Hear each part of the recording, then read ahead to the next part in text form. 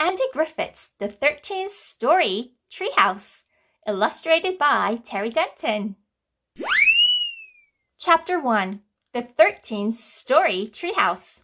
Hi, my name is Andy. This is my friend Terry. We live in a tree. Well, when I say tree, I mean treehouse. And when I say treehouse, I don't mean any old treehouse. I mean a 13-story treehouse. So what are you waiting for? Come on up.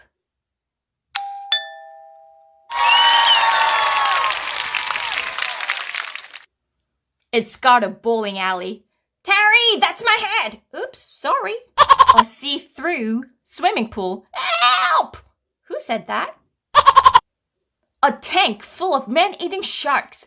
Look out, Terry, behind you. Shh, don't interrupt me. I'm trying to feed the sharks. Vines you can swing on. I don't think that's a vine, Andy. A games room. I'm bored. Are you kidding? Yes.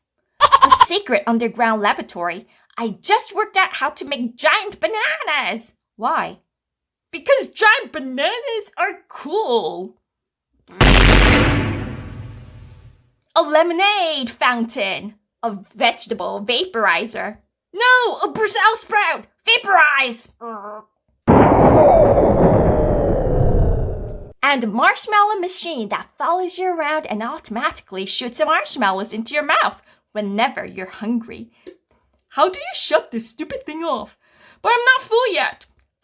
As well as being our home, the treehouse is also where we make books together. I write the words and Terry draws the pictures. As you can see, we've been doing this for quite a while now. Chapter 2. The Flying Cat. If you're like most of our readers, you're probably wondering where we get all the ideas for our books from. Well, sometimes we think them up. Other times they're based on stuff that actually happens. Like this book, for instance. It all started one morning when I got up and went down to get some breakfast. Are you penguins mocking me? Terry was already in the kitchen. He was painting a cat. And when I say painting a cat, I don't mean he was painting a picture of a cat. He was painting an actual cat, bright yellow. This might be a stupid question, Terry, I said, but why are you painting that cat bright yellow? Because I'm turning it into a canary, he said. I started to explain to Terry that you can't turn a cat into a canary just by painting it yellow. But he said, yes, you can. Watch this. And carried the dripping cat to the edge of the deck. No! I yelled as Terry held the cat out in midair and let it go.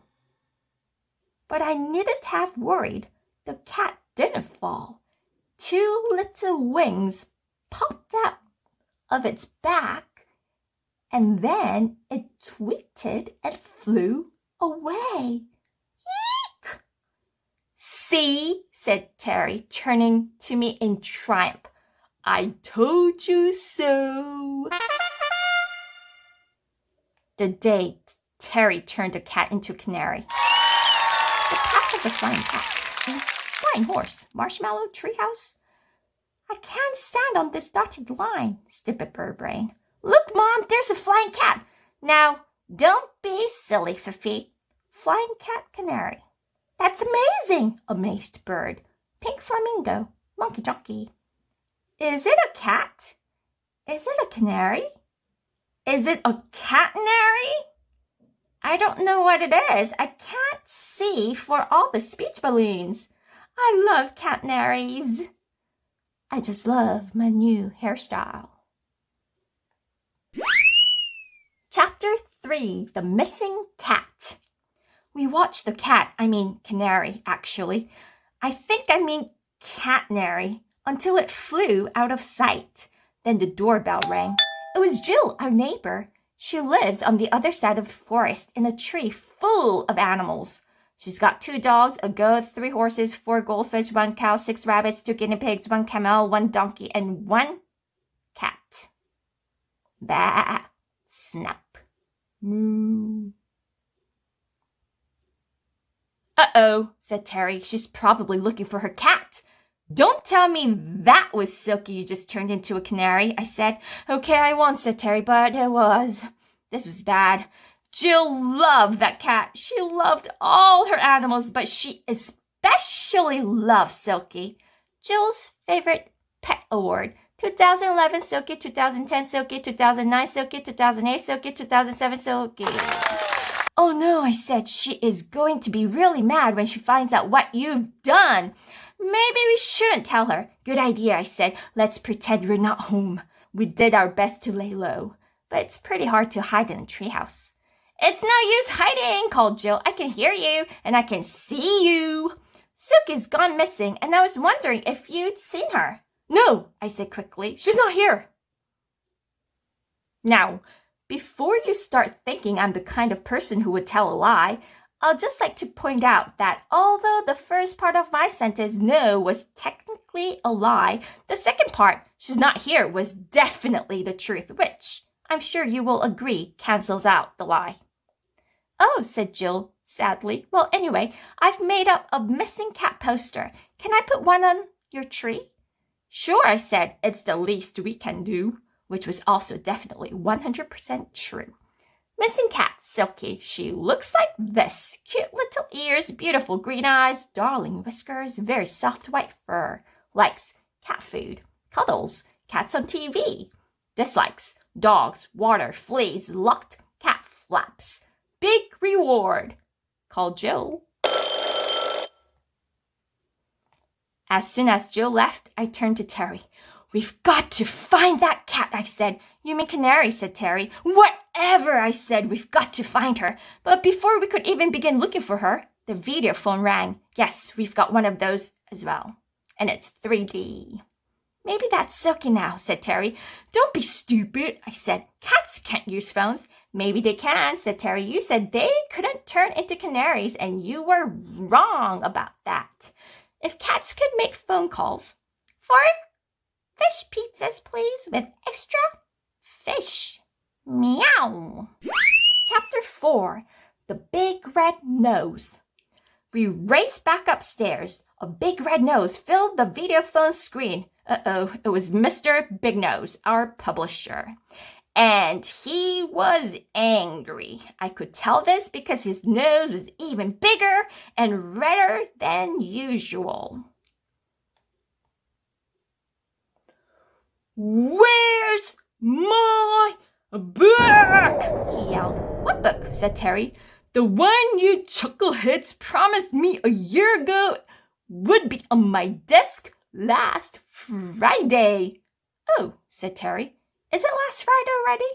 It's past last Friday already, shouted Mr. Big Nose. Way past. And your book is still not on my desk. The truth was, we'd kind of forgotten about the book.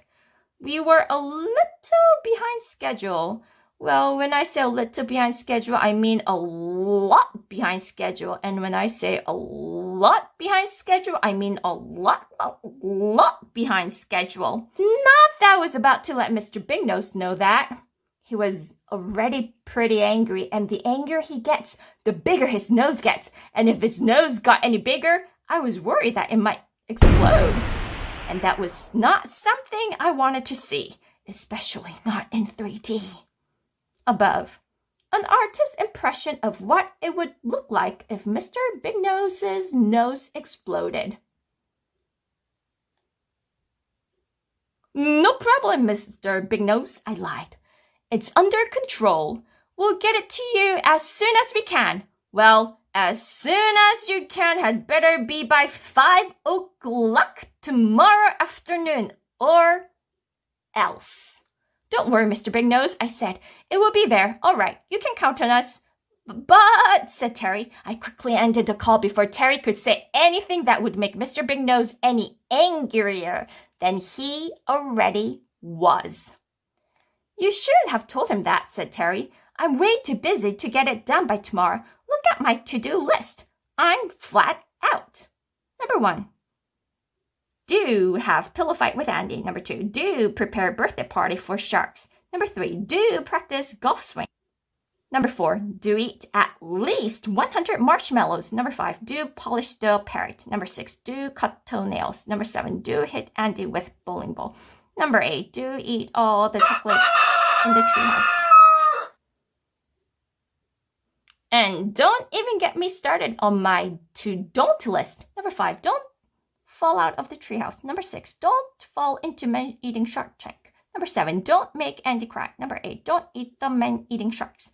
Number 9. Don't set fire to my head. Number 10. Don't wash. Number 11. Don't stand under a falling piano. Number 12. Don't wash my undies. Number 13. Don't wash Andy's undies.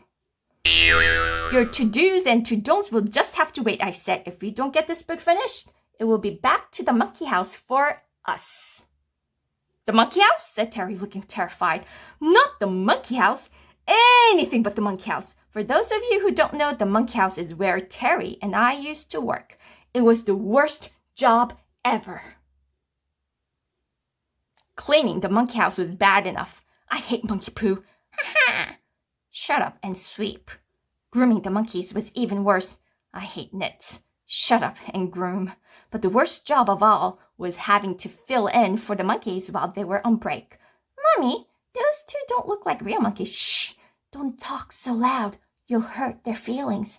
I hate having hairy arms. Shut up and eat. I'm not going back to the monkey house, said Terry, and that's final.